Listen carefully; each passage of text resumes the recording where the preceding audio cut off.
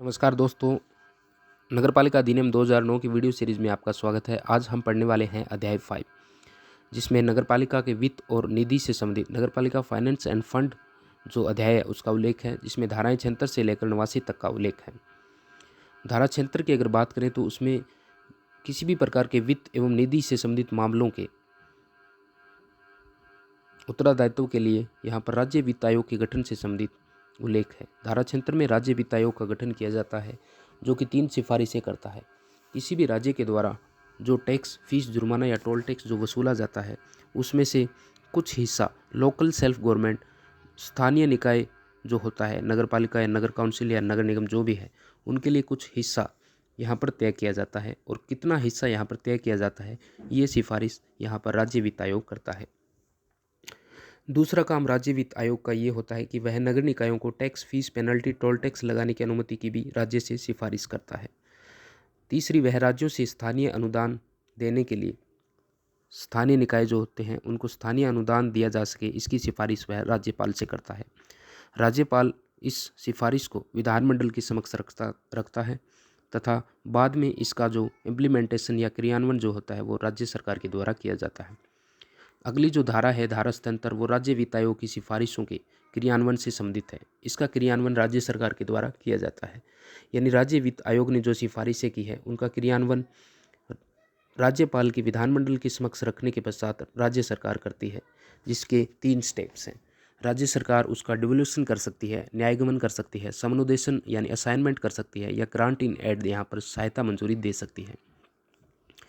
न्यायगमन में कुछ एक हिस्सा राज्य सरकार का जो होता है वो नगरपालिका या नगर निगम या नगर परिषद के लिए तय किया जाता है, और समनुदेशन में उनको खुद को टैक्स लगाने के लिए यहाँ पर शक्तियाँ जो है वो असाइन की जा सकती है।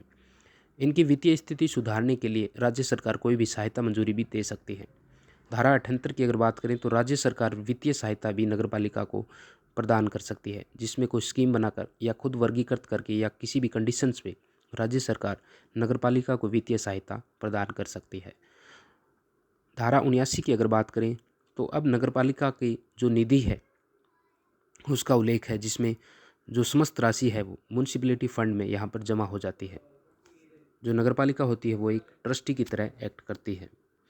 ये नगरपालिका निधि जो होती है वो लेखा शीर्ष, साधारण लेखा और अन्य लेखाओं में क्लासिफाइड की जाती है। धारा 80 की अगर बात करें तो नगरपालिका निधि का उपयोग किस प्रकार किया जाता है, इसका उल्लेख है। कैसे किया जाता है, नियमों के अधीन इसको उपयोग में लाया जाता है, और कितना किया जाता है।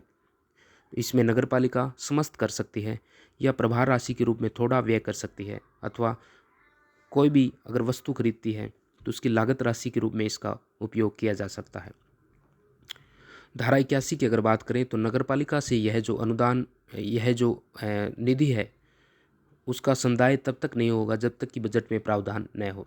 यानी चालू बजट में प्रावधान होने के पश्चात नगरपालिका निधि अपने फंड का उपयोग कर सकती है, लेकिन इसमें अपवाद यह है कि किसी को रिफंड करना हो या किसी भी डिजास्टर्स के समय न्यायालय के आदेश अगर हो, महामारी हो, वेतन किसी को देना हो, या लोकहित में नगरपालिका चाहे तो जो व्यय है वो कर सकती है बिना किसी बजट में प्रावधान के।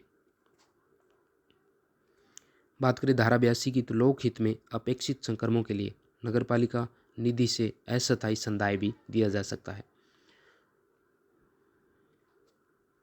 राज्य सरकार अगर लिखित में सर्टिफिकेट दे दे कि नगरपालिका को किसी भी प्रकार का यहाँ पे अस्थायी संदाय अगर देना है, तो नगरपालिका अपने सीएमओ से प्रमाणित करवाने के पश्चात किसी भी लोकहित में अपेक्षित जो संक्रमण होता है उसको करने के लिए अपने फंड से अस्थायी भुगतान भी कर सकती है।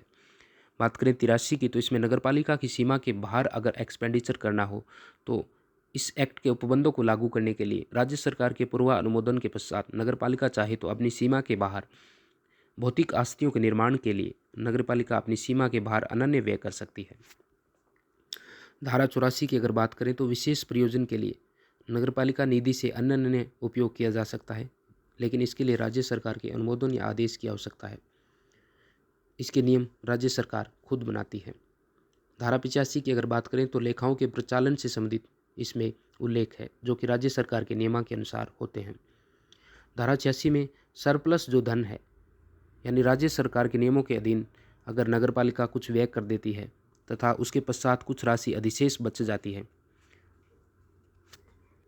तो उस राशि को वाणिज्यिक बजट हेड में अगर कोई पैसा है तो उसको लोक प्रतिभूति, लोक लघु बचत वाणिज्यिक अनुसूचित बैंक में वापस जमा करवाया जाता है। धारा 87 जो है वो इम्पोर्टेंट है।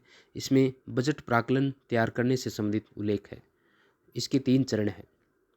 मुख्य नगरपालिका अधिकारी जो होता है वो 15 जनवरी से पहले बजट एस्टिमेट तैयार करता है, जिसमें स्थापन सूची, वास्तविक आय व्यय से संबंधित आंकड़े और अलग अलग बजट शीट्स के यहाँ पर विवरण।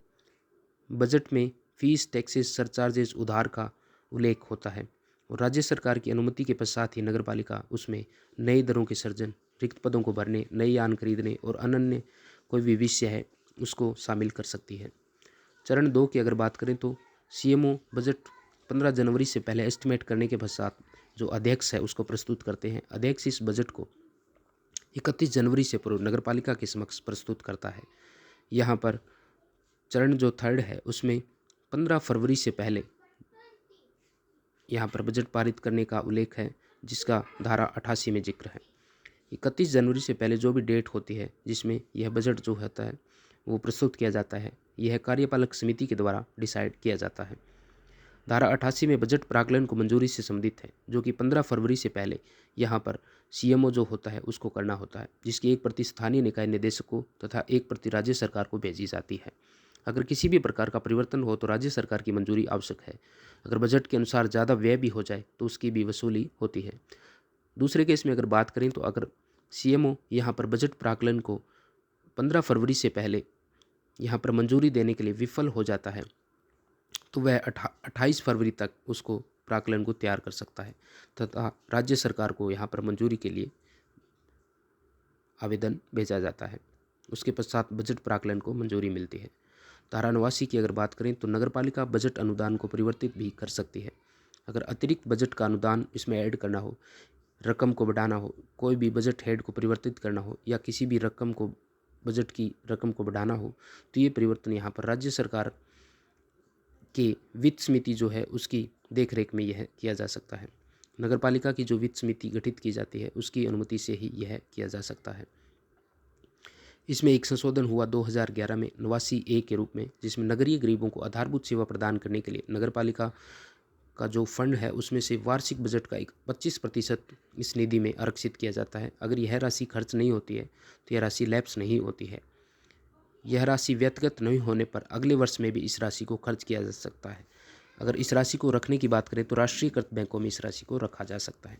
तो ये थी वीडियोज़ अध्याय 5-6 की। अगली वीडियोज़ में हम बाकी के अध्याय करते हैं। धन्यवाद।